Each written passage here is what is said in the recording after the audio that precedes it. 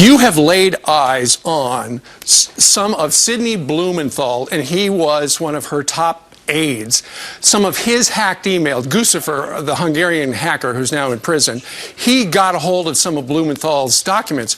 You saw with your own two eyes that he had secret documents, top secret. Those documents, the way they were written, look like classified state reports where they're talking about they looked like that. I don't know because I haven't been able to. And you'd have to compare those reports with what's in State Department and CIA's reporting database to ensure that they weren't falsely manufactured. Okay. But the style of them and the way they were written really looked very, very unusual. All right. What the heck is Sidney Blumenthal doing running a shadow government anyway? And maybe that's a question being asked by our next guest in his great foundation, Matt Whitaker, founder of the Foundation for Accountability and Civic Trust, former U.S. attorney. And Matt, welcome back. That was Gary Burston, of course, former CIA operative and agent, and he's concerned. I know you're concerned. You're asking the Justice Department to investigate Sidney Blumenthal and his foreign lobbying, for instance. Well, yeah, I mean, the basic facts are pretty clear, and that is Sidney Blumenthal worked on behalf of some Georgian, that is country of Georgia, politicians in order for the State Department to change their official position. And it's a clearly required registration, but, you know, these folks, I guess at the very top end of government and, you know, sort of in the anointed class, end up going around the laws. But the registration requirements with the Department of Justice are very clear about foreign agents and those that lobby for foreign agents. And he didn't register, but he certainly had very clear and access to the Secretary of State at the time, which was Hillary Clinton. And I mean, the concern, the red flags are many, as you just described. And here we are. I mean, I don't know, how confident or foolish or both does she have to be, you know, to just bring back. You know, they might as well send Sandy Berger into some, you know, classified office to stuff documents down his pants. I mean, here's Sidney Blumenthal again.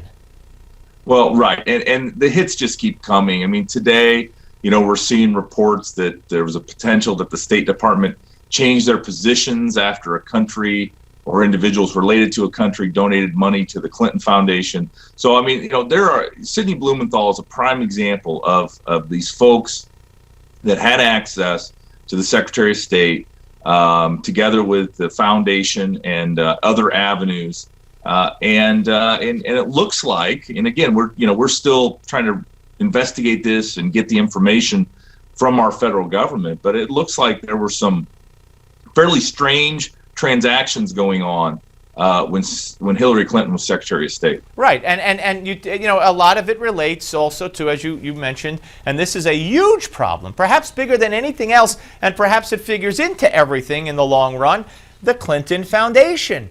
I mean, the fact that they cut a deal with Obama where they were allowed to continue receiving contributions from nations that were giving to them before she became Secretary of State, although there was one country that apparently they broke that agreement with by letting that in. The fact that these countries, a lot of them are very hostile to women and gays and others, but perhaps also, you know, irregularities, favors, things that smell bad. I mean, this is a Pandora's box that I just don't think, you know, I think you could start investigating today if you had access to everything, and you wouldn't be finished by the election day.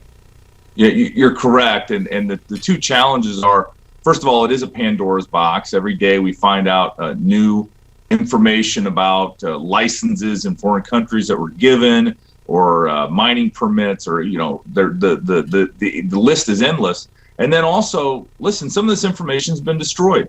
We've talked about this before, but half of her emails were potentially not reviewed, although that they've changed the story on that. But, you know, they certainly were not reviewed by anybody with an eye towards what it might address in some of these investigations. So, I mean, there's going to be some real challenges, but, you know, groups like mine here at the Foundation for Accountability and Civic Trust and others, we're going to get to the bottom of this, and we're going to ask the questions and go where the facts lead. And tell people how they could find out more about your group, because I don't know if they did that the last time you were on, and how they could help your group out. Yeah, no, we're on the web at factdc.org and also on Twitter at factdc. Yeah, all right, So we do- have, Yeah, we we're do- out there and available. We do have it on the screen. And all right, I appreciate it, Matt, and we'll keep talking to you, and I know you'll keep doing the people's work. All right, I look forward to it. Thank you. Matt Whitaker, ladies and gentlemen, Foundation for Accountability and Civic Trust. And it's so important. You know, I love Trey Gowdy, but when Trey Gowdy doesn't let us know for months that there's this email thing going on, and now the bottom line is he calls Hillary to testify or asks Hillary to testify in closed session so they could take notes on her testimony. I don't even know if it's under oath. You know, that's not good enough. What are they afraid of? Make her come under oath in front of the cameras and testify. All right, we're coming back with the retired NYPD detective Harry Howe talk about South Carolina. Don't go away.